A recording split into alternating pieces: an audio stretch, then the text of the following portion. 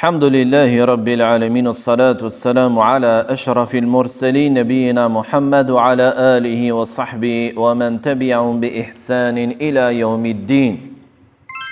Hadithi e radhës tek çështja e imamit në namaz, pra atij që prin njerëzit, është hadithi po i Abu Hurairës radhiyallahu ta'ala anhu, i cili thot se i dërguari i Allahut sallallahu alaihi wasallam ka thënë: "Innama ju'ila al-imamu li yutamma bih, fala takhtalifu alayhi, fa idha kabbara fakabbiru, wa idha raka'a farka'u, wa idha qala sami'a Allahu liman hamida faqulu rabbana wa lakal hamd."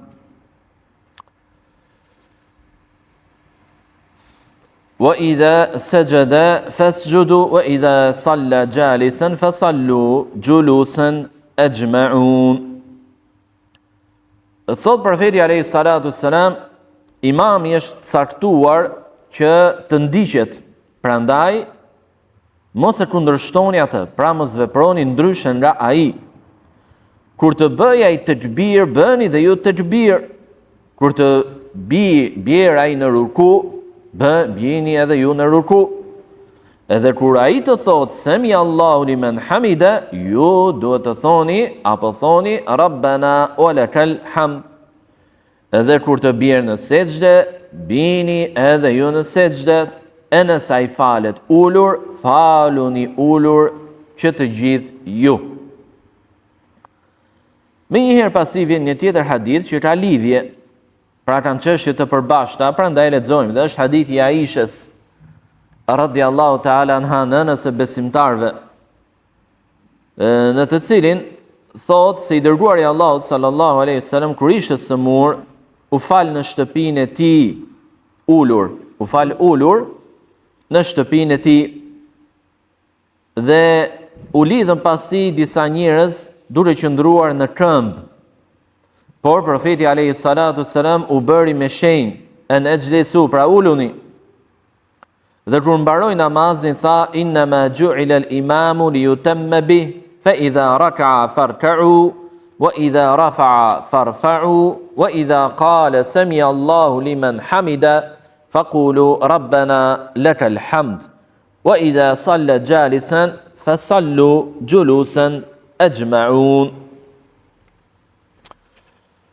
Pra ja bëri me shenjë, thot, dhe tha, në pasi mbaroi namazin, imami është vendosur që të pasohet, edhe kur të ai të bëj rukun, bëni edhe ju rukun.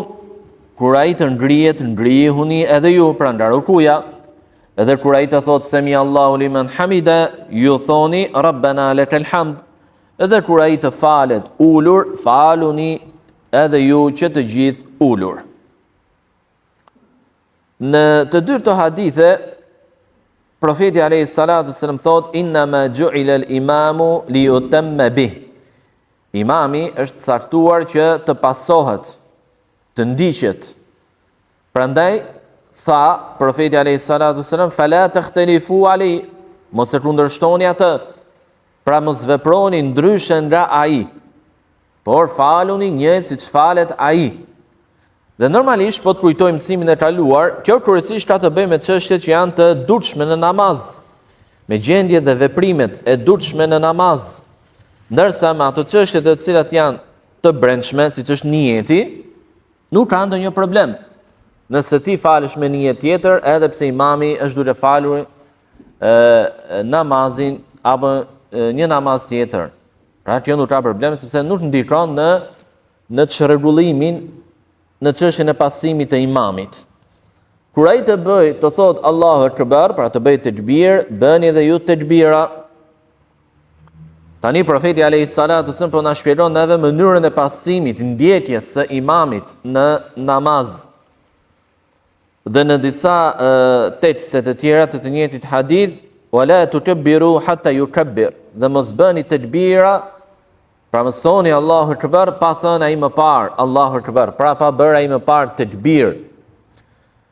Dhe tha më pas profeti alayhi salatu wassalam, kur ai të bjeri në ruku, bini edhe ju në ruku. Pra kur duhet të bjeri xhamati në ruku? Pasi imami ka rënë në ruku, Pra jo gjatë kohës që imami është duke të rënë në ruku, jo përpara se imami të rënë plotësisht në ruku, por kur ka rënë plotësisht në ruku, atëherë ligjësohet për xhamatin, qoftë një apo dhe më shumë, që të bien në ruku. Dhe kur të thotë semi Allahu limen hamida, ju thoni Rabbena wa lakal hamd. Profeti alayhi salatu wasallam po na tregon edhe pasimin e imamit, dhe deri tani pasimi do të jetë i njëjtë në ato që thotë dhe bën imami. Por në këtë rast kemi një ndryshim. Pra, kur imami të thotë semi Allahu limen hamida, profeti alayhi salatu wasallam tha thoni edhe ju semi Allahu limen hamida, sepse po na tregon pasimin e imamit, por na mësoi diçka tjetër, ndryshe. Ju duhet thoni pra Rabbana wa lakal hamd, gjë që tregon se kjo ligjësohet për xhamatin. Pra kjo ligjësohet për xhamatin që të thotë Rabbana wa lakal hamd, të thotë Rabbana wa lakal hamd kur ngrihet gjatë momentit që është duke ngritur nga rukuja. Dhe kur të bjeri në sejdë, bini edhe ju në sejdë. Pra njëjtë si të çështja e rukus. Ligjësohet rënja në sejdë për xhamatin pasi ka rënë plotësisht në sejdë imami, jo përpara kësaj gjendje. E nëse ai falet ulur, faluni edhe ju ulur që të gjithë. Faluni edhe ju ulur që të gjithë. Dobite këtyre dy haditheve. Së pari, të dy hadithet tregojnë për ligjësimin e caktimit të imamit. Pra duhet të caktohet një imam. Ata njerëz të cilët janë bashkë, për shembull janë në vendin e punës, janë në vendin e studimeve në shkollë, edhe një apo dy namaze i falin në ato ambiente për herë, atëherë duhet të caktojë një imam për veten e tyre. Por kështu edhe banorët e një fshati, një lagje, për xhamin që kanë, e një qyteti, për xhamiat që kanë, duhet të caktojnë një imam për ta, sepse kjo është prej fesë. Profeti alayhi salatu wasallam tha inna ma ju'ila al-imamu. Imami është caktuar, pra vendosur. Li yutamma bi, që të pasohet, dhe kjo është detyrë. Pasimi i imamit është detyrë. Dhe është ndaluar që të veprosh ndryshe nga imami, pra të dalësh nga ky rregull i pasimit të imamit, sepse profeti alayhi salatu wasallam ndaloi dhe tha fala takhtalifu alay. Mos u falni ndryshe nga ai. Dhe të dy hadithet tregojnë për shpejtimin në pasim. Kur themi xhamati duhet ta pasojë imamin, pra ta pasojmë një herë pasi ra në sejdë imami, me një herë dhe imami bie në sejdë. Ra imami në ruku, edhe xhamati me një herë bie në ruku, dha imami tekbir, edhe xhamati me një herë bën tekbir, pra jo të vënohet. Ashtu siç nuk lejohet që të veproj përpara imamit, nuk lejohet edhe vonesa. Për shembull, disa vëllezër e zgjasin sejdën më shumë se imami, dhe kjo nga dëshira e tyre mirë për të bërë sa më shumë dua apo dhikr në sejdë. Ngrihet imami nga sejdja e parë, edhe dikush qëndron akoma në sejdë duke bërë dhikr apo dua. Pra nuk e pason me njëherë imamin. Vonesë e cila ndonjëherë arrin edhe imami bie në sejdën e dytë ndërkohë që ty nuk është ngritur akoma nga sejdja e parë, kjo është gabim. Ky nuk është pasimi i imamit, por është nga ai që tha profeti alayhi salatu wasalam fala takhtalifu alay. Mos e kundërshtoni atë, mos veproni ndryshe nga ai.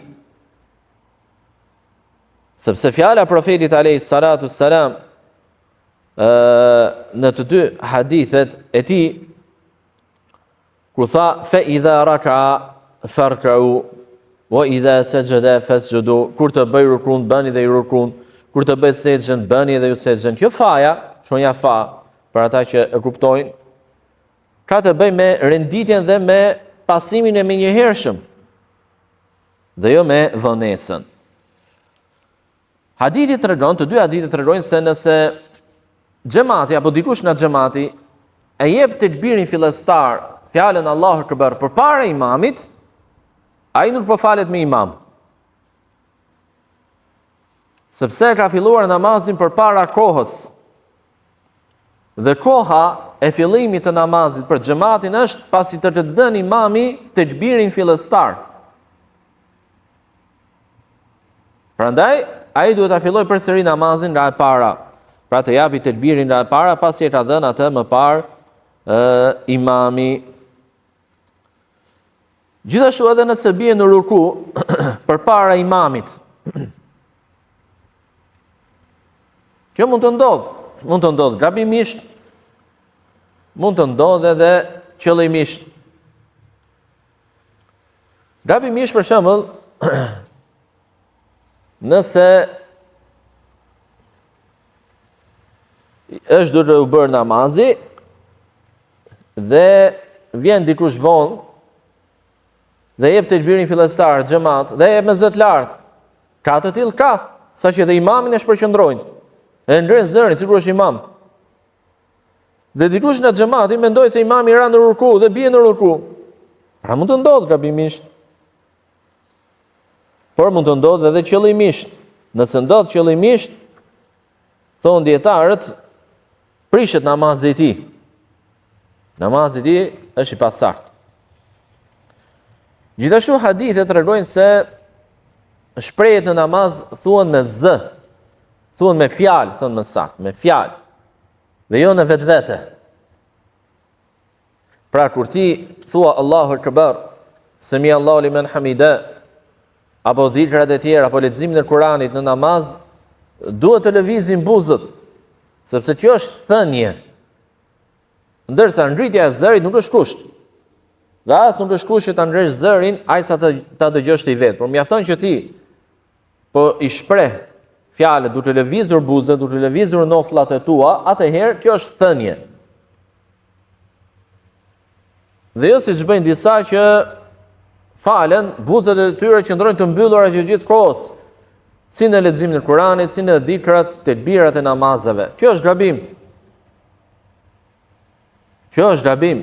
Ndryshe nga ajo që sqaroi profeti alayhi salatu wassalam në këto dy hadithet e tij. Kundër të tjera thau, idha sajada fasjudu. Kur të bëj sejdë, bëni dhe ju sejdë. Pra njëjtë si të rasti i rukus. Dhe për cilën nga Al-Bara ibn Azib radhiyallahu ta'ala anhu se ka thënë se profeti sallallahu alaihi wasallam binte në sejdë, askush nga ne nuk e përkulte shpinën e tij derisa i dërguari i Allahut sallallahu alaihi wasallam të binte në sejdë, pastaj binim edhe në sejdë pas tij.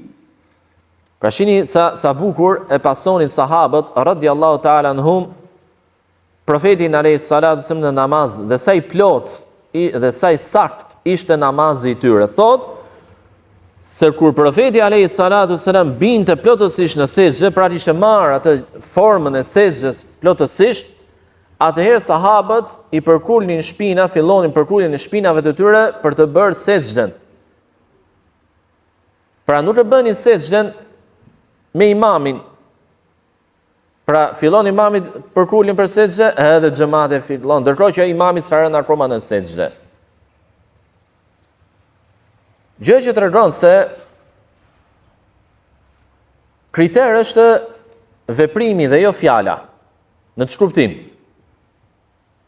Nëse imami thot Allahu Akbar për të rënë në sejdë dhe tekbiri i është i shkurtër, dhe xhamati e sheh që akoma s'ka rënë në sejdë, nuk duhet të bjerë në sejdë të fillojë rënien në sejdë, edhe pse imami e mbaroi tekbirin, fjalën Allahu Akbar. Por kur ta shohë që imami ka rënë plotësisht në sejdë, atëherë fillon sejdën xhamati. Kjo në rastet kur xhamati e sheh imamin. Por nëse është për shembull safi 2 dhe më tutje, nuk e shohin imamin. Si është puna, si veprohet, nëse ata e njohin imamin dhe e dinë që imami nuk bie me njëherë në sejdë pasi ka përfunduar tekbirin, por më pas, disa çaste më pas, atëherë presin disa çaste. Ai sa mendojnë se imami ka rënë plotësisht në sejdë dhe fillojnë dhe bien në sejdë.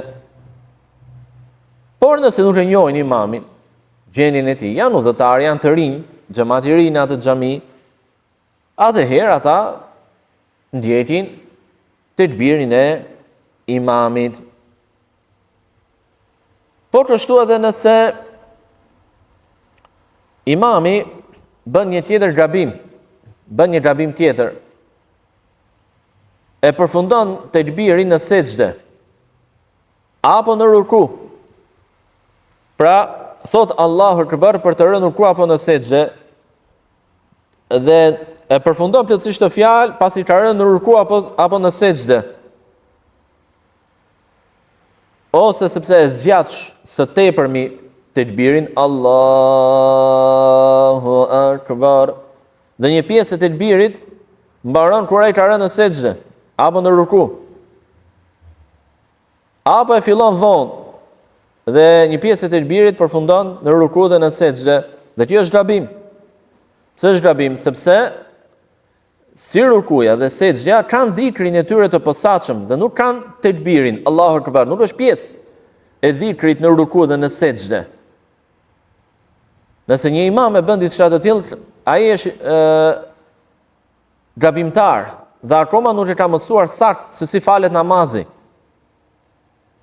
Prandaj është shumë e rëndësishme për imamin që ta studiojë dhe t'i di rregullat e namazit në detaje, ndryshe nga xhamati që mund t'i mjaftojnë në mënyrë të përgjithshme, por imami duhet t'i di në hollësi, në detaje, sepse është përgjegjës për namazin jo vetëm të tij, por edhe të xhamatit.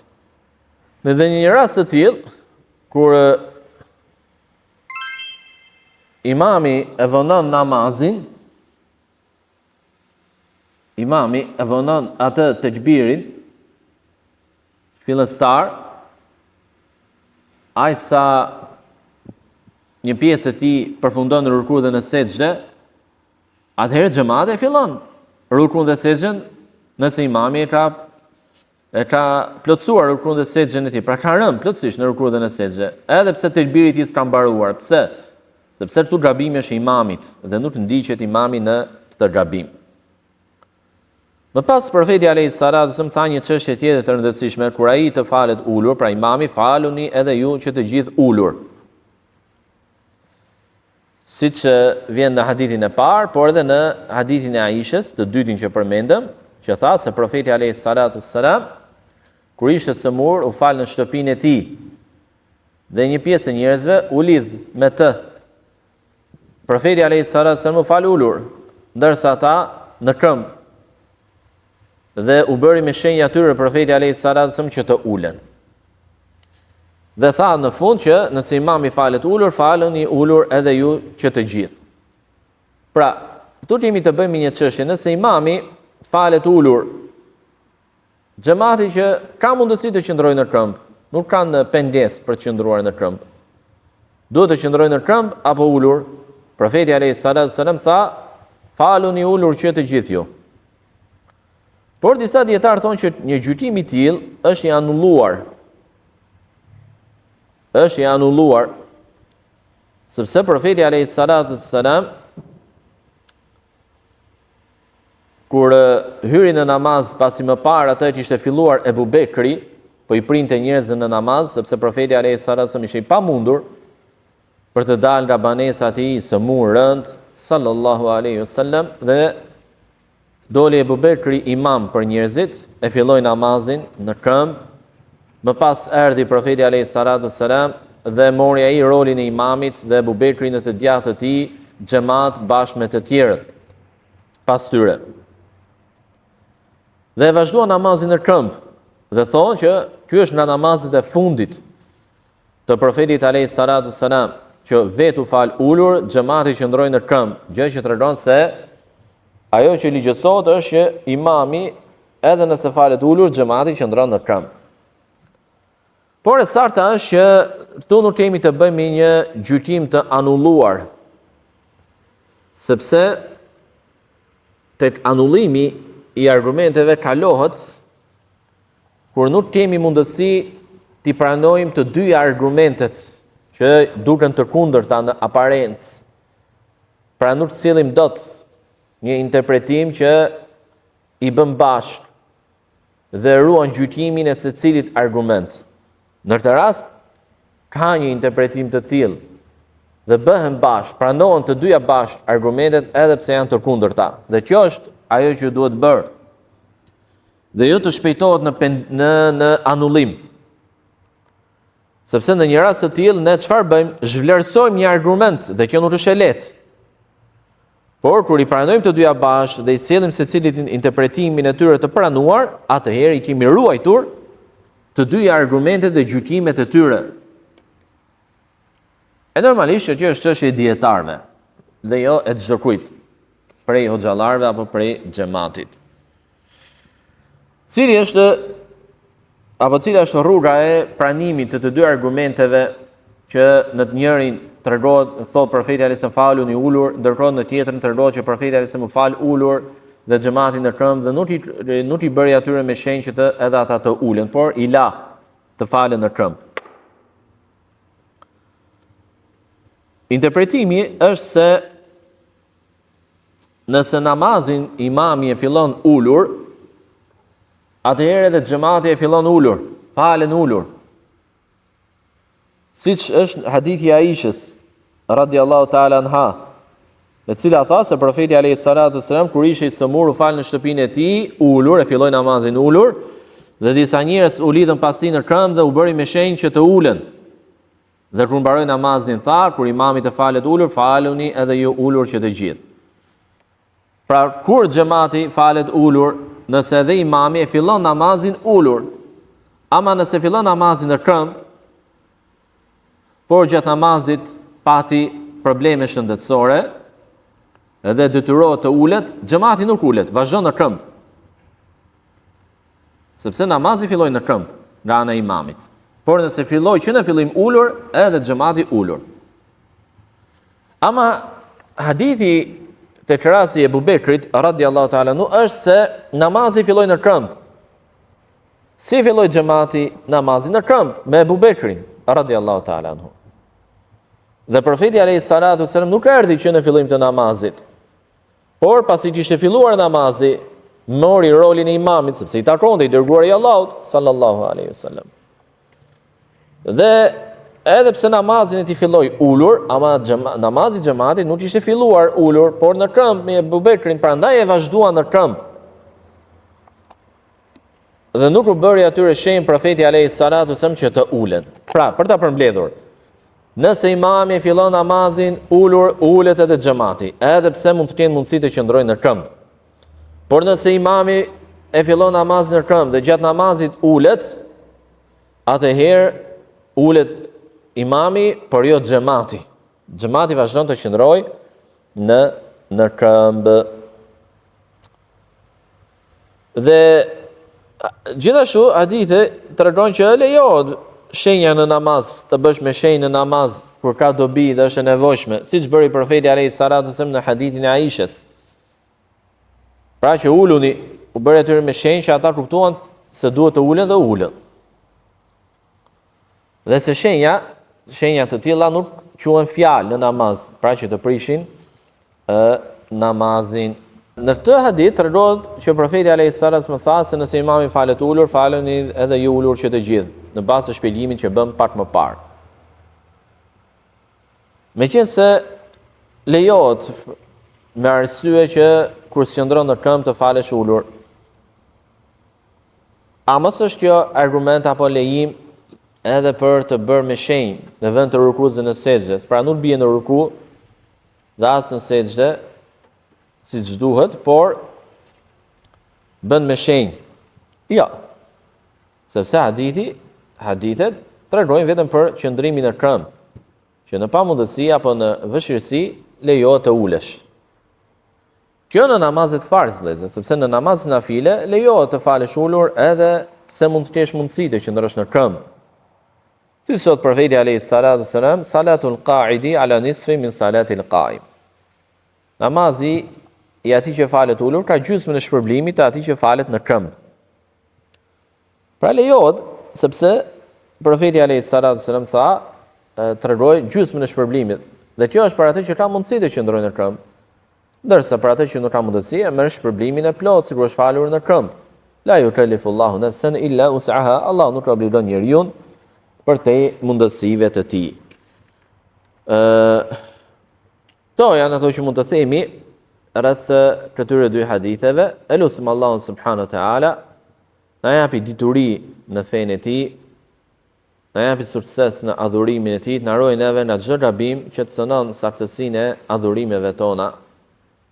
Wa subhanak Allahumma bihamdik ashhadu an la ilaha illa anta astaghfiruka wa atubu ilayk.